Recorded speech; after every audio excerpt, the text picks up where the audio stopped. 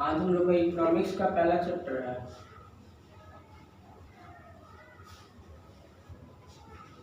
Economics का पहला chapter है क्या है?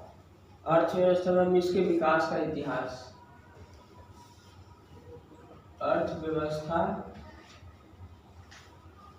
एवं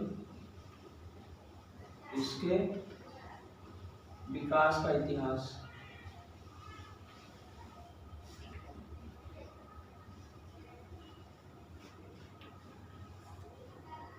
अर्थव्यवस्था, भारत की अर्थव्यवस्था के बारे में हम लोग इसमें खास में पढ़ना है। क्या पढ़ना है? भारतीय अर्थव्यवस्था के बारे में इसमें खास तौर पर पढ़ना है। और अर्थव्यवस्था का विकास किस किस आधार पर किया गया है? आधारिक संरचना के आधार पर, राष्ट्रीय आय, प्रति व्यक्ति आय के आधार पर अर्थव्यवस्था, कई तरह से अर्थव्यवस्था का वर्गीकरण किया गया। प्राथमिक क्षेत्र, द्वितीय क्षेत्र, तृतीय क्षेत्र करके आधारिक संरचना के आधार पे।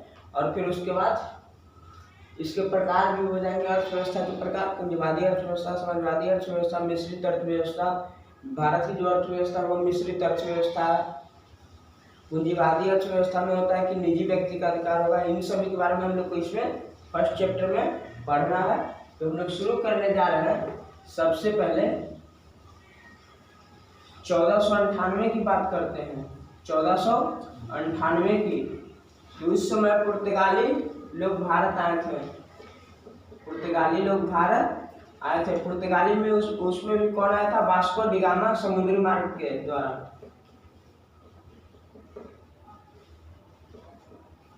वास्को डी गामा जो था, भारत का खोज किया था। इसका मतलब ये नहीं कि भारत भुला गया था, मतलब समुद्री मार्ग से घूमते हुए, ऐसे इधर से पुर्तगाल से, मतलब समुद्री मार्ग से घूमते हुए भारत ये अमेरिका के ओर निकला था।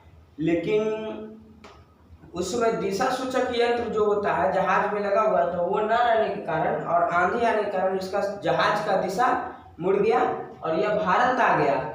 ठीक, और ये भारत आ गया। और भारत आया तो ये इसका उद्देश्य हो गया व्यापार करना। इसका उद्देश्य क्या हो गया? वास्को डी गामा का व्यापार करना। 1498 में ये भारत आ गया था। ठीक, 1498 में भारत आया। कहाँ आया? केरल के कालीकट बंदरगाह पे। केरल के कालीकट बंदरगाह पे। उस समय जमोरिन शासक था। जमोरिन वंश था। जमोरिन वंश का कोई शासक था। जमोरिन वंश का नाम था। उसी पे कहा जाता है जमोरिन नाम का वहां कोई शासक था। ठीक, उसी के, और ये इसका स्वागत किए थे। किसका? वास्को डी गामा का। तो 1498 में वास्को डी गामा आया और उसके बाद 1595 में डच आया। 1595 में डच आया। उसके बाद ब्रिटिश आया, जिसको हम लोग अंग्रेज भी बोलते हैं। कितना? 1600 ईस्वी में ब्रिटिश ईस्ट इंडिया कंपनी की स्थापना 1600 ईस्वी में भारत में हो थी। इंग्लैंड में हो गई थी, लेकिन भारत में इसकी स्थापना 1608 में हुई थी। 1608 ईस्वी में, 1600 ईस्वी में ब्रिटिश भारत आ गया था। और ईस्ट इंडिया कंपनी की भी स्थापना 1600 ईस्वी में इंग्लैंड में हो चुकी थी। इंग्लैंड में हो चुकी थी, लेकिन इसकी स्थापना भारत में 1608 में हुआ था। और इसमें हो क्या रहा था कि ईस्ट इंडिया कंपनी भारत आई थी, तो ये भी व्यापार के माध्यम से, व्यापार के मकसद से ही आई थी। और इसको कुछ जगह मिलने पर, इसको जब जगह मिला, सूरत में आया था सबसे पहले। इसको जब जगह मिला ना व्यापार व्यवसाय फैलाने के लिए, तो ये अंदर ही अंदर हथियार बना रहा था और अपनी शक्ति मजबूत कर रहा था। भारत में शक्ति अपनी मजबूत कर रहा था। क्या? अपनी शक्ति मजबूत कर रहा था। क्यों? क्योंकि इसको भारत को देखकर लालच आ गई थी। क्योंकि भारत को उस समय सोने की चिड़िया कहा जाता था। सोने की चिड़िया कहा जाता था। और ये जब भारत में रहा, लगभग 200 वर्षों तक भारत को उपनिवेश अपना बनाए रखा। लगभग 200 वर्षों तक अंग्रेज यहाँ शासन किया, जिसको हम लोग उपनिवेश भी बोलते हैं। एक क्वेश्चन आता है उपनिवेश।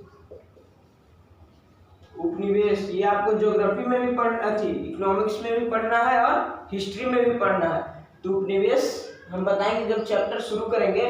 तो इसके बाद क्या आया, ब्रिटिश आया। और ब्रिटिश के बाद आया कौन, ब्रिटिश के बाद पहले कौन आया, पुर्तगाली। कब, 1498 में। और सबसे लास्ट में यही गया था 1961 में, 1961 ईस्वी में पुर्तगाली ही गया था। कब गया था, 1961 ईस्वी में, ठीक। और ब्रिटिश के बाद आया था डेन, ब्रिटिश के बाद डेन, डेन यानी डेनमार्क भी इसको बोलते हैं, इसको डेनमार्क भी बोलते हैं। उसके बाद आया फ्रांसीसी, उसके बाद फ्रांसीसी आया। अगर इन सभी कंपनियों की स्थापना की बात करते हैं और आने की समय की बात करते हैं तो वो है 1610, ठीक। और ये 1664। कब है, डेनमार्क का है 1616 और इसका 1664। डेनमार्क का कब है, 1616 और इसका 1664। पुर्तगाली कब आया, 1498 में, गया कब, 1961 में। डच 1595 में आया, ब्रिटिश 1600 में आया, डेनमार्क 1616 में आया, फ्रांसीसी 1664 में आया। डेन या डेनिश भी इसको बोलते हैं, डेनिश, डेनमार्क, डेनिश जो था 1616 में भारत आया और फ्रांसीसी 1664 में। अगर इन सभी की कंपनियों की स्थापना की बात की जाए, इन यूरोपियन थे, सारे के सारे यूरोपियन थे। आप लोग को एक चैप्टर मिलेगा यूरोपियन का आगमन, ठीक, हिस्ट्री में शायद होगा 10th में, तो यहाँ पे देख लेंगे कि ये आया, ठीक। लेकिन इसकी इन सभी की कंपनियों की स्थापना कब हुई, तो पुर्तगाली ईस्ट इंडिया कंपनी भी था, ईस्ट इंडिया कंपनी पुर्तगाली भी था। तो पुर्तगाली का 1502 में हुआ था कंपनी की स्थापना। देखिए कैसे कंपनी का इसकी स्थापना हुई थी। वास्को डी गामा जब भारत आया था तो केरल मसालों के लिए प्रसिद्ध है, केरल मसालों के लिए प्रसिद्ध है। मसालों का बगीचा केरल को कहा जाता है, मसालों का बगीचा केरल को कहा जाता है। यहाँ से वास्को डी गामा मसाला ले गया, ठीक। और इसको जब वहां बेचा पुर्तगाल में तो इसको 60 गुना मुनाफा हुआ, 60 गुना इसको मुनाफा हुआ। तब वहां की सरकार वास्को डी गामा को फिर 1502 में अपनी कंपनी लेकर वापस भेजा, ठीक। अपनी कंपनी लेकर वापस 1500 में भेजा। और डच की बात की जाए तो 1602 में डच अपनी कंपनी की स्थापना भारत में 1602 में किया था। डच और पुर्तगाल के बीच लड़ाई भी हुई थी, ठीक। डच और पुर्तगाल के बीच लड़ाई भी हुई थी। हम लोग को ये नहीं पढ़ना, लेकिन बता दे रहे हैं, व्यापार के लिए, ठीक, दोनों के बीच कंपटीशन हुआ था, लड़ाई हुआ था। ब्रिटिश 1608 में अपनी कंपनी की स्थापना किया, डेनिश 1620 में अपनी कंपनी का स्थापना किया और फ्रांसीसी 1668 में स्थापना किया। और एक बात याद रखना, सबसे पहले पुर्तगाली आया था और सबसे लास्ट में पुर्तगाली गया था, जो अभी भी कुछ कुछ गोवा राज्यों में दिखता है। पुर्तगाली अभी भी कुछ कुछ दिखता है। तो हम लोग अब चैप्टर पे चलते हैं। जो पहला चैप्टर है अर्थव्यवस्था एवं इसके विकास का इतिहास।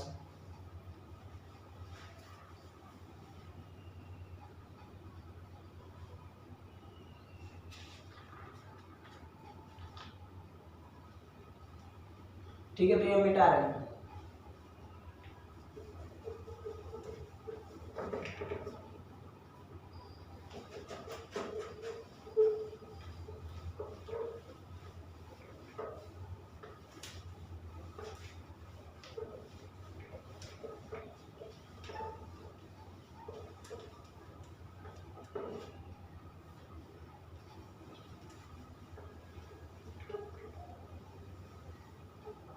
देखिए पहला क्वेश्चन टॉपिक क्या आ रहा है, उपनिवेश।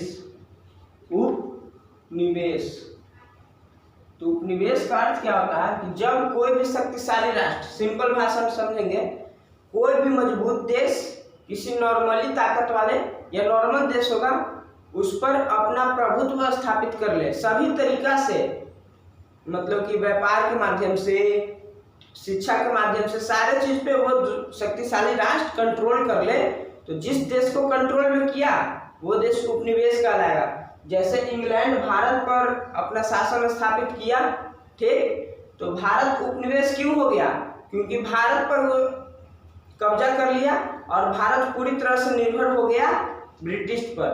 भारत पूरी तरह से निर्भर हो गया ब्रिटिश पर।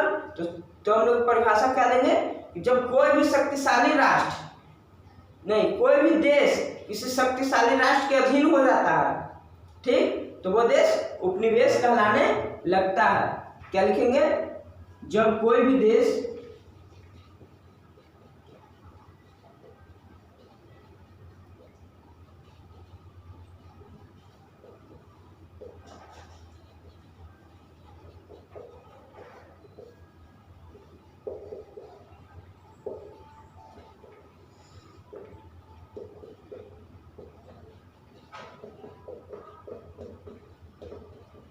क्या लिखे हम? जब कोई भी देश किसी शक्तिशाली राष्ट्र के अंतर्गत या अधीन हो जाता है तो उसकी समस्त आर्थिक क्षमताएं शक्तिशाली राष्ट्र के अधीन हो जाता है। किस तरह से?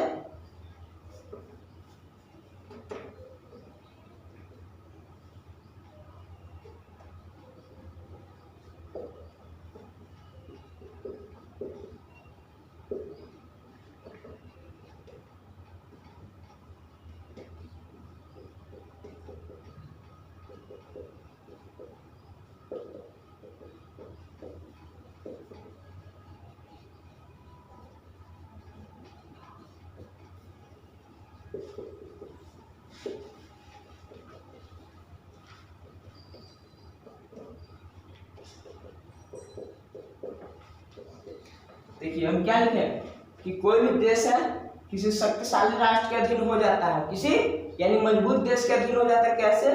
तो उसकी आर्थिक क्षमताएं कम जाए, ठीक, उसकी शिक्षा स्तर गिर जाए, ठीक, उसका जीवन स्तर गिर जाए, या राजनीतिक दृष्टि से वो देश कमजोर हो जाए। राजनीतिक दृष्टि से वो देश क्या हो जाए? कमजोर हो जाए। तब वो कमजोर, अगर राजनीतिक दृष्टि से कमजोर होगा तो कोई देश भी चाहेगा कि हम शासन उस पर कर ले, अपना कब्जा कर ले। तो वही कर रहे हैं, तो उसकी राजनीतिक दृष्टि यानी राजनीतिक क्षमता, आर्थिक क्षमता, शिक्षा स्तर, जीवन स्तर पर शक्तिशाली राष्ट्र का नियंत्रण हो जाता है। यानी साफ तौर पर अगर सिंपल भाषा में कहा जाए तो उपनिवेश किसको कहेंगे? कि कमजोर देश पर शक्तिशाली राष्ट्र के द्वारा शासन कर लेना। कमजोर देश पर शक्तिशाली राष्ट्र के द्वारा शासन कर लेना, ठीक है। तो ये कहलाया उपनिवेश। और इंग्लैंड जो है ब्रिटिश लगभग 200 वर्षों तक भारत पर अपना उपनिवेश स्थापित रखा और इसकी नीति थी फूट डालो और शासन करो। फूट डालो और शासन करो, ठीक। फूट डालो और शासन करो का अर्थ होता था कि जो भारत में हम लोग संविधान में भी देखते हैं एकता और अखंडता, उसी को तोड़ना था। उस समय संविधान बना नहीं था, लेकिन उसका सेंस जो था फूट डालो और शासन करो का, सारे भारतीयों को एक नहीं होने देना, यानी कि कमजोर कड़ी में बांटना। कमजोर कड़ी में बांटना। आपसे एग्जाम में कुछ क्वेश्चन पूछ सकता है, अंग्रेजों की नीति कैसी थी, यानी फिल इन द ब्लैंक्स पूछे या फिर टिक आउट करने के लिए पूछे, तो उसका क्या होगा? नीति थी फूट डालो और शासन करो, जिसका अर्थ क्या बताएं कि कमजोर कड़ी में भारत को ढाल देना, यानी एक को दूसरे से अलग करने का प्रयास करते रहना, ठीक। और लगभग 200 वर्षों तक भारत पर अपना उपनिवेश स्थापित रखा और भारत का शोषण किया।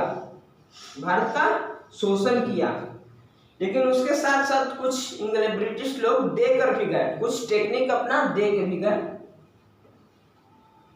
कुछ टेक्निक अपना ब्रिटिश लोग, जैसे रेल वगैरह है जो मुंबई से थाने चला था, मुंबई से थाने यात्रा के लिए, ठीक। तो उसके बाद उपनिवेश के बाद क्या आ जाता है? तो उपनिवेश सभी लोग समझ गए हैं कि कोई भी शक्तिशाली राष्ट्र के द्वारा कमजोर देशों पर। इसके बाद हम लोग को क्या था मिटा रहे हैं? आर्थिक क्रिया।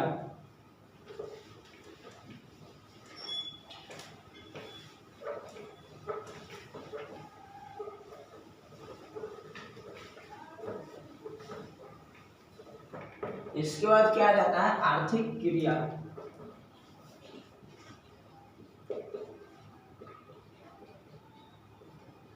ये क्वेश्चन एक बार भी पूछा नहीं है, लेकिन इसका आगे उपयोग आएगा। आर्थिक क्रिया हम जब डेफिनेशन में बताएंगे तो वहाँ इसका उपयोग आएगा। तो आर्थिक क्रिया, अच्छा क्रिया का अर्थ क्या हुआ, काम करना, ठीक। क्रिया का अर्थ क्या हुआ, हिंदी ग्रामर में लोग क्या पढ़ते हैं, काम करने के सेंस में। और आर्थिक यानी रुपया पैसा के सेंस में, रुपया पैसा के सेंस में। तो किसी भी कार्य को से हमें आय प्राप्त होती है, किसी भी कार्य को करने से हमको आय प्राप्त होती है, तो वो क्रियाएं क्या कहलाएगी, आर्थिक क्रियाएं। आर्थिक क्रिया यानी रुपया पैसा, यानी किसी भी कार्य के द्वारा हम लोग को रुपया पैसा प्राप्त हुआ तो आर्थिक क्रियाएं कहलाएगा।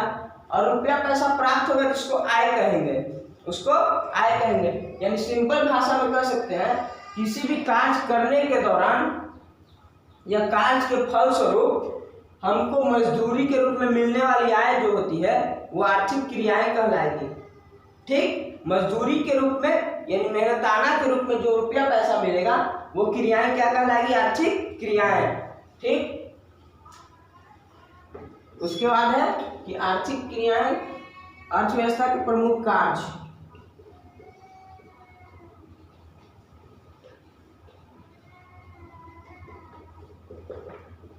अर्थव्यवस्था के प्रमुख कार्य,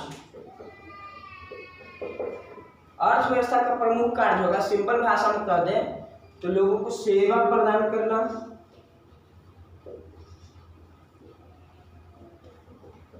पहला सेवा प्रदान करना, दूसरे रूप में देखा जाए तो रोजगार उपलब्ध कराना,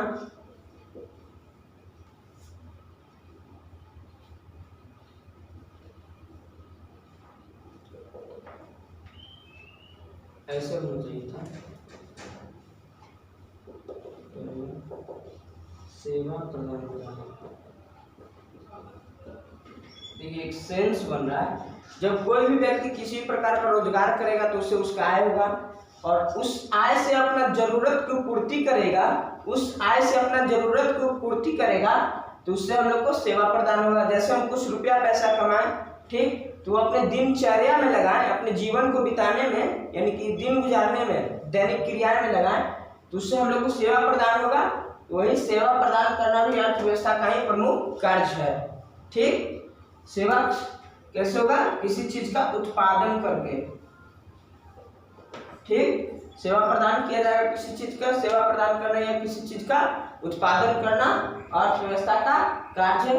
रोजगार उपलब्ध कराना जिससे आय मिलती है, और इसी आय से ही हम लोग अपनी आर्थिक क्रियाएं पूर्ण कर सकते हैं, जिससे हमें